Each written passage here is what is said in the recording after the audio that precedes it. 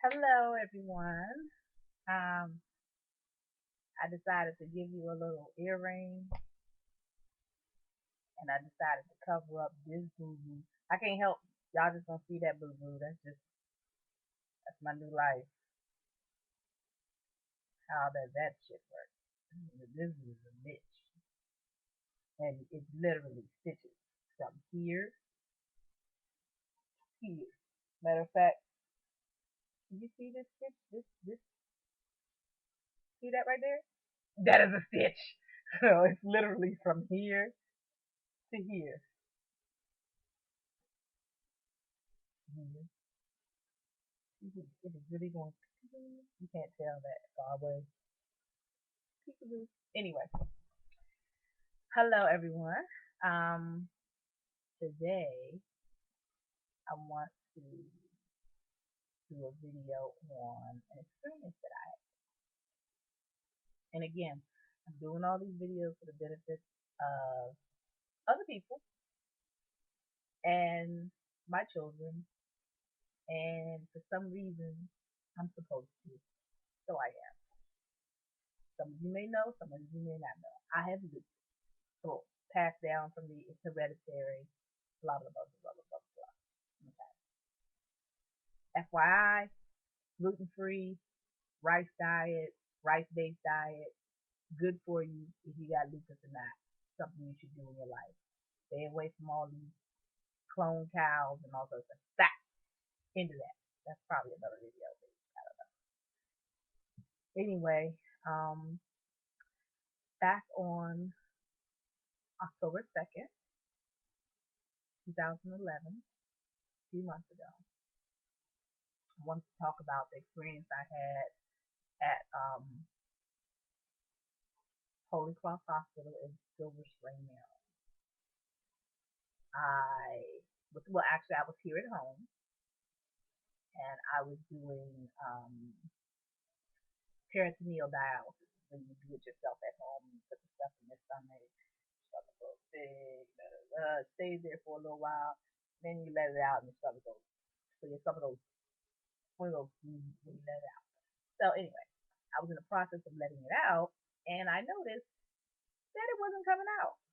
Now, nobody ever told me that this was happening. It wasn't a warning, so I didn't know. So I giggled and moved around and moved the stomach around and stuff like that. And needless to say, that didn't work. And then it felt like somebody. I was right here in this very spot, as a matter of fact, and it felt like somebody had shot me in the back with a double barrel shotgun, 12 gauge shotgun, like boom. And I was like, ah! And I fell out, and I woke up, and I was on life support, honey. So I was on life support, and at the time, I had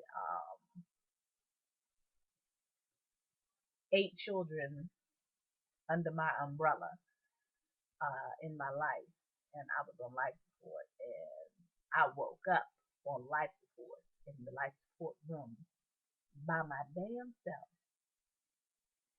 Not one child, not one nurse, not one doctor. Only because I'm a nurse and I'm in the medical field, or was until I got sick.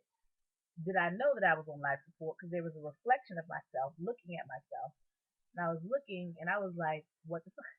And they strapped you down, so my head was like this, and I was strapped down to the bed, and my hands were strapped down, and the only thing I could do is see the shadow. That's the only thing I could do is this right here, is move this hand, and actually that's this hand. I could only move my right hand. So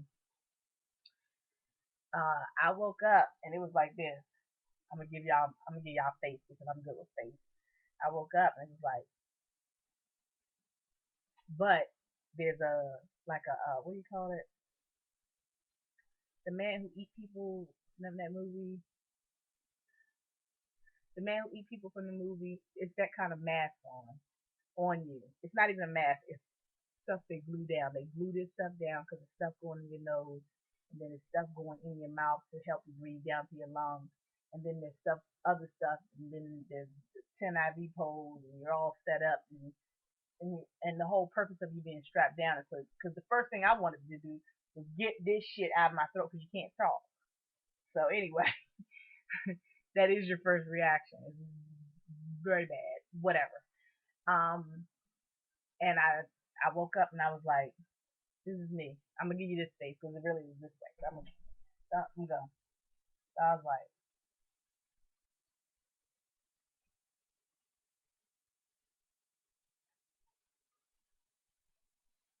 and the whole time you hear the little thing that breathes for you. It was right there in my eye view. They could have turned my head the other damn way, fuckers. But I mean, I'm looking at the thing, and I'm in the room by myself, and I see a little bottle of the propofol right there. You know, the Michael Jackson drug, and it was right during the Michael Jackson trial, dude who killed him or whatever, the doctor.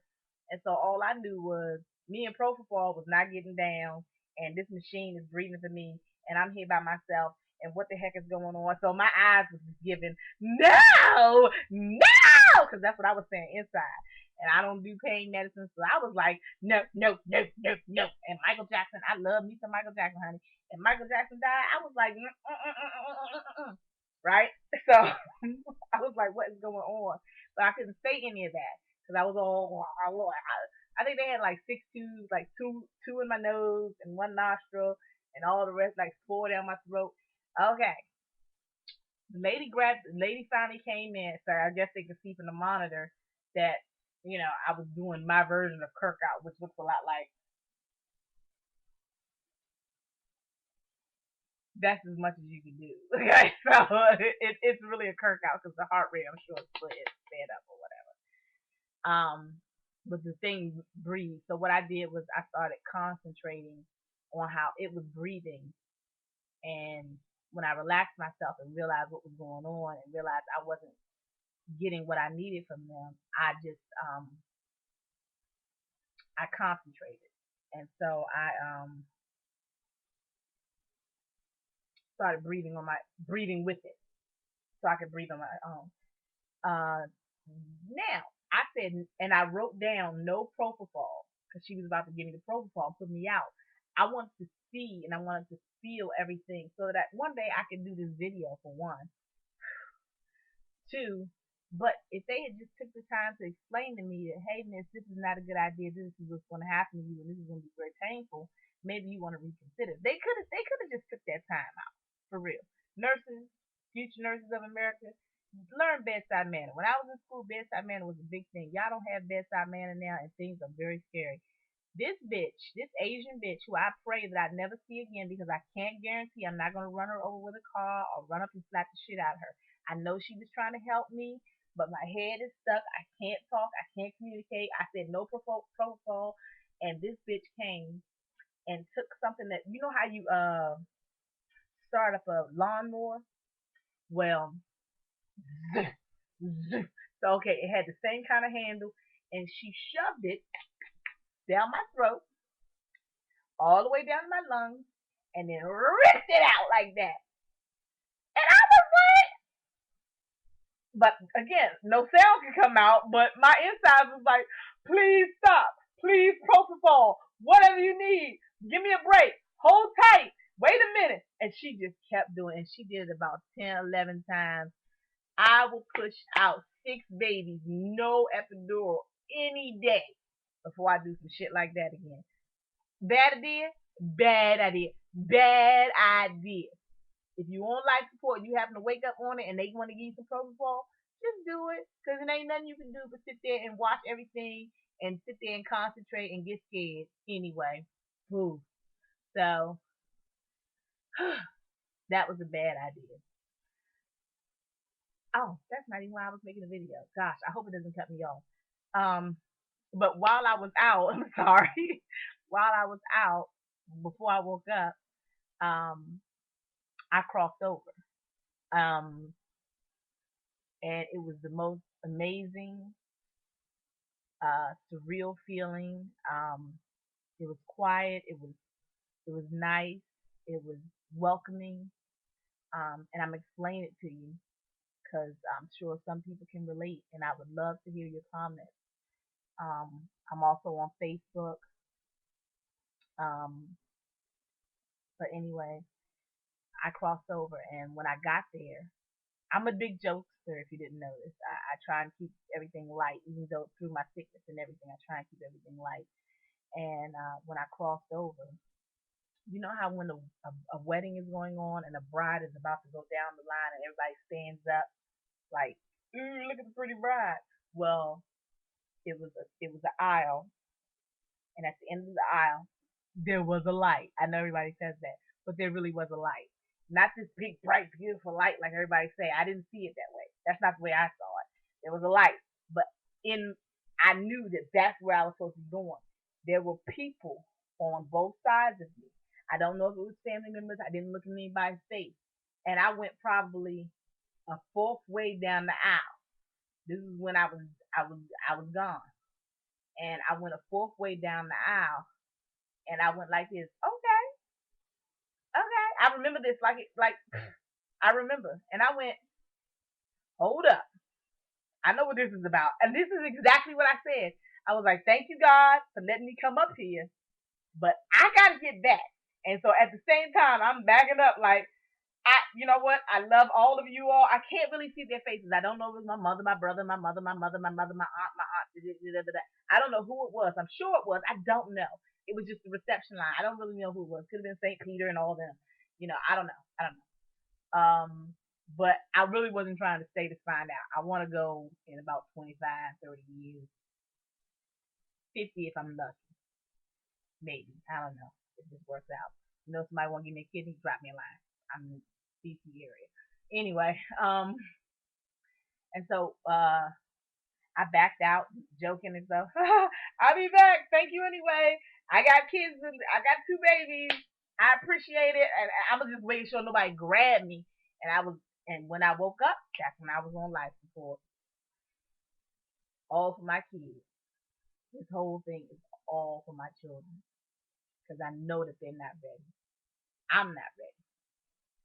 I'm not ready because they're not ready. I haven't given them everything that I have inside me to teach them. But there is a God, honey.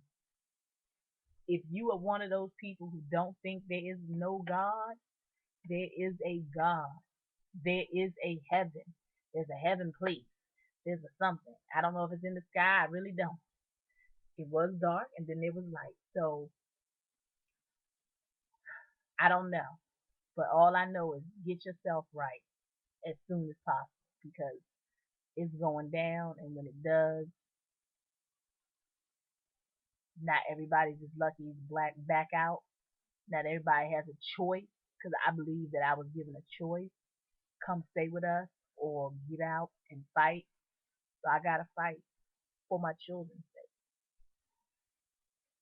For my children's sake.